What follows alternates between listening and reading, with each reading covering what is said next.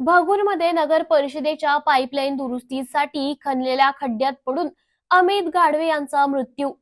भगूर गावातील बेताळबाबा रोडवर पाईपलाईन दुरुस्तीसाठी खणलेल्या खड्ड्यामध्ये पडून एका 44 वर्षीय इस्मानाचा काल रात्री जागीच मृत्यू झाला आहे.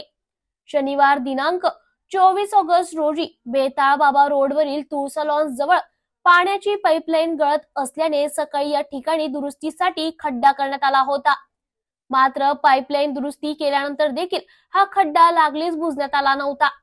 काल सायंकाळी 6:15 वाजेच्या सुमारास पाऊस सुरू असताना कामानिमित्त बाहेरून घरी येत असताना या रस्त्यावर असलेल्या खड्ड्याचा अंदाज न आल्याने डोक्यावर हेल्मेट घालून दुचाकीवरून जात असलेल्या 44 वर्षीय अमित रामदास गाडवे या इस्मारचा या घटनेत जागीच मृत्यू झाला.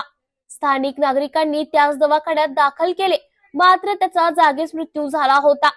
अमित रामदास गाडवे हा आपल्या कुटुंबियांचा प्रमुख आधार होता. नाशिकच्या गोळे कॉलनी येथील औषधाच्या दुकानात तो कामाला होता. त्याचे आई वडील, पत्नी व 3 मुली असा परिवार आहे. सदर घटनेचा व्हिडिओ जवळील एका सोसायटी मधील सीसीटीव्ही कॅमेऱ्यात कैद झाला. घटनेनंतर या सीसीटीव्ही फुटेज सोशल मीडियावर मोठ्या प्रमाणात नागरिकांनी प्रसारित केले आहे. या प्रकरणी भगूर येथील नागरिकांनी या घटनेत जबाबदार असणाऱ्या नगरपालिकेच्या अधिकारी व कर्मचाऱ्यांवर कारवाई करण्याची मागणी केली आहे.